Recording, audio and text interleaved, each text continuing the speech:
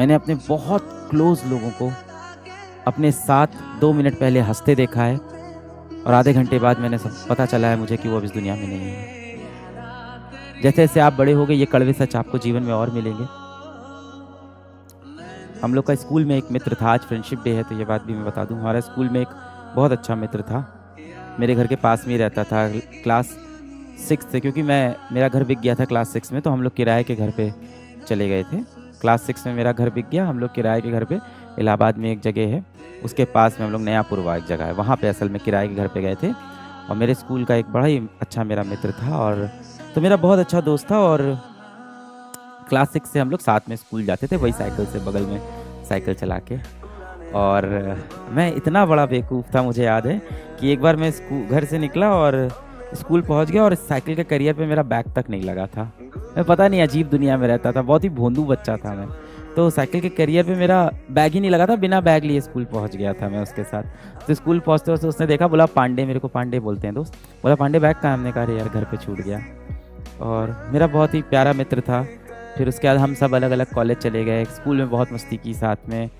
हमेशा हम लोग कहीं भी घूमने जाते थे ना, तो घूमने का प्लान हमेशा वही बनाता था कि कहाँ पिकनिक पे चलना है, हमेशा वही डिसाइड करता था कि यहाँ चलेंगे और शाम को कोचिंग के बाद यहाँ मिलेंगे सब लोग।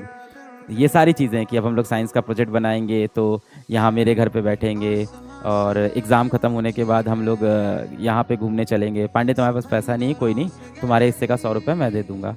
और इस तरह का मेरा दोस्त था। फिर हम लोग सब कॉलेज चले गए, और कॉलेज जाने के बाद ऐसा होता है कि हम लोग अपने स्कूल के दोस्तों से कुछ दिन के लिए थोड़ा दूर हो जाते हैं। और फर्स्ट ईयर में, सेकंड ईयर में मेरी उससे बातचीत कम हो गई, और इतनी कम हो गई कि धीमे-धीमे मैंने उसके मैसेज का रिप्लाई देना ही छोड़ दिया। हो जाता है कभी-कभी, ऐसा हो जाता है कि आप दूर हो जाते हो, बातें कम हो जाती है। और सेकंड ईयर में ऐसे ही चल रहा था। एक रात उसका बड़ा लंबा सा मैसेज आया कि मैं बहुत परेशान हूँ, जीवन में बहुत दुःख है, और इस तरह की बातें हैं, इस तरह की चीज़ें उसने मुझको लिख के भेजी। तो मुझे लगा कि ये कुछ ज़्यादा परेशानी में है। फिर मैंने उसे कॉल किया तो पता चला कि वो सेकंड ईयर कॉलेज में था और थोड़ा डिप्रेस था कॉलेज के अंदर। कुछ उसने उधार भी लोगों से ले रखे थे, इस तरह की परेशानी थी। मैंने उसको समझाया कि सब सही हो जाएगा, हम लोग मिलेंगे। फिर डिसाइड हुआ कि हम लोग लगभग 1-2 महीने बाद इलाहाबाद में रहने वाले हैं, वहाँ मिलेंगे, क्योंकि मैं भी पहुँच रहा था शहर, वो भी पहुँच रहा था। और ये हम लोग की बात हुई होगी इसके करीब 1-1.5 महीने बाद पता चला कि उसका एक्सीडेंट हो गया और वो दोस्त नहीं रहा। तो इसलिए मैं कह रहा हूँ कि जो लोग आपको बहुत प्यार करते हो ना, उनको अपने पास रखो, उनसे बात करते रहो। आपको नहीं पता है आप उनको कब खो दोगे, कब वो जीवन से चले जाएंगे। सच्चा प्यार करने वाले लोग बहुत मुश्किल से मिलते हैं, उनकी बहुत इज्जत करो।